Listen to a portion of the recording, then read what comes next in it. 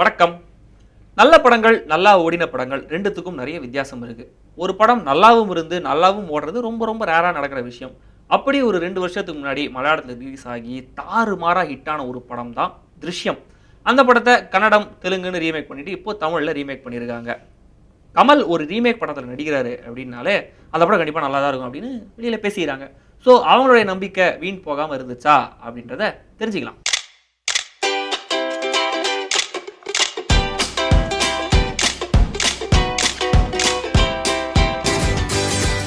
பாபநாசம். சுயம்புலிங்கம் ஒரு self mat man. சொந்தமா ஒரு பெரிய வீடு, தனியா ஒரு கேபிள் டிவி கம்பெனி வச்சிருக்காரு. ஒரு அழகான ஒய்ஃப், 2 பெண் குழந்தைங்கன்னு ரொம்ப ஜாலியா வாழ்ந்துட்டு இருக்காரு ஒரு மனுஷன். என்னதான் படிப்பறிவு இல்லனாலும், சினிமாவ பார்த்தே நெறைய விஷயத்த தெரிஞ்சுட்டு இருக்காரு. அவருக்கு அந்த ஊர் முழுக்க ரொம்ப நல்ல பேரு. இப்படி ஜாலியா போயிட்டு இருக்க அவரோட லைஃப். அவருடைய பொண்ணு தெரியாம பண்ற ஒரு கொலைனால மொத்தமா மாறிடுது.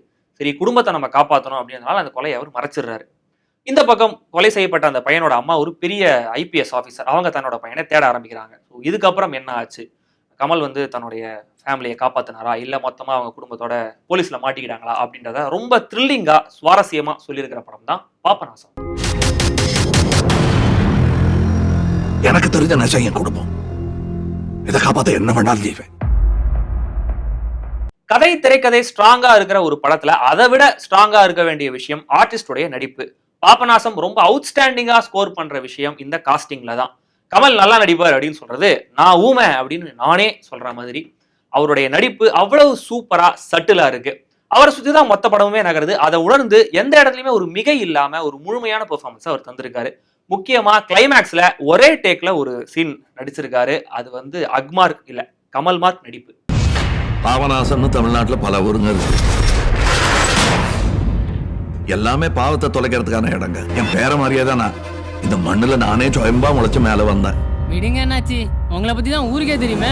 கௌதமி ரொம்ப நாளைக்கு அப்புறம் நடிச்சிருக்காங்க. நான் ஒரிஜினல் திருஷ்யம் படம் பார்த்ததுனால பர்சனலா எனக்கு ஒரு டவுட் இருந்தது, கரெக்டா இந்த ரோலுக்கு அவங்க செட் ஆவாங்களா அப்படின்னு. ஆனா அவங்க வந்த முதல் சீன்லயே நான் இந்த ரோலுக்கு செம்ம ஃபிட் அப்படின்றத அவங்க ப்ரூவ் பண்ணிடுறாங்க.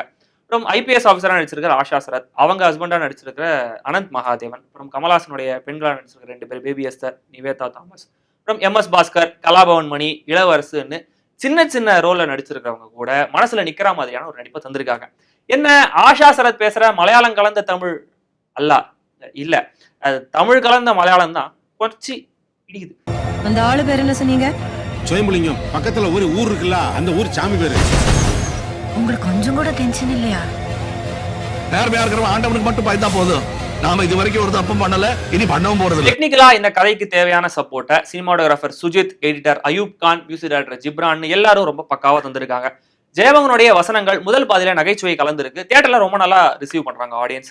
என்ன ஃபர்ஸ்ட் ஹாஃப்ல இனிஷியலா வர அந்த நெல்லை ஸ்லாங் வார்த்தைகள் வந்து நெல்லை ஸ்லாங் தெரியாத எவ்வளவு பேருக்கு புரியும் அப்படின்னு தெரியல. நான் கொஞ்சம் அப்படியே மண்டையை சொரிஞ்சிட்டே தான் இருந்தேன். நாலாத்தான் முடிச்சிருக்கேன். இந்த இங்க காங்கறதெல்லாம் ஒத்தையாளா நின்று ஒத்த பைசாவை நான் சேர்த்தது. பெரிய காதல் மன்னன் நினைப்பா?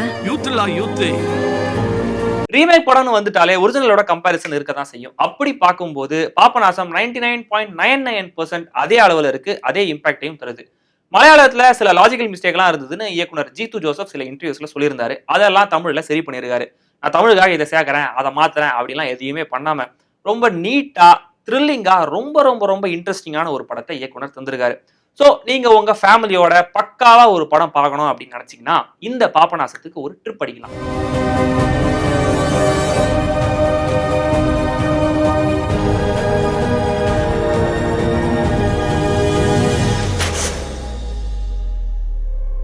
டென்ஷனோ பயமோ இருக்கக்கூடாது, இருந்தா மாட்டிக்கிடுவோம். இன்று நேற்று நாளை செல்ஃபி ரிவ்யூல ஒரு சின்ன மிஸ்டேக் பண்ணிட்டேன். அதாவது வந்து படத்துடைய வில்லன் பேரு சாய் குமார் அப்படின்னு நான் சொல்லிட்டேன். ஆக்சுவலா அவர் பேர் சாய் ரவியா, சாய் குமாரோடைய தம்பியா. இவரும் டப்பிங்லாம் பேசுவாராம்.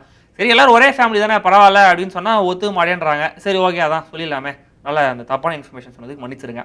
அப்புறம் இந்த திருஷ்யம் படத்தோட கம்பேர் பண்ணும்போது பாபநாசம் வந்து 99.99% ஒரே லெவல் இருக்குன்னு சொன்னதுல அது என்ன 0.1% குறை வச்சிருக்கிற, அங்க என்ன ஆச்சு அப்படின்னு நிறைய பேர் வந்து கேட்குறாங்க. அது கேட்பாங்க, கேட்கலாம், ஓகே. ஸோ அது ஏன் அப்படின்றத நான் காரணம் சொல்லிடுறேன். என்னன்னா, விசாரணை நடக்கிற மாதிரி ஒரு சீன், அதில் வந்து தேவையே இல்லாமல் க்ளோஸ்அப்பில் அதை கட்டவரில் அப்படியே வளைச்சி உடைக்கிற மாதிரி கிராஃபிக்ஸில் வந்து சீன்லாம் வச்சுருக்காங்க. அது வந்து ஒரு பெரிய ஸ்க்ரீனில் பார்க்கறது கொஞ்சம் அப்படியே பேஜாராக இருந்துச்சு. அது அப்புறம் வந்து இந்த படத்துலேயே எனக்கு ஒட்டாத ஒரே ஒரு விஷயம் என்னென்னா, கமலோட அந்த ஒட்டு மீசை தான், ஒட்டவே இல்லை. எல்லாம் ஒரு வழியா முடிஞ்சது. இன்னும் எதுவும் முடியல.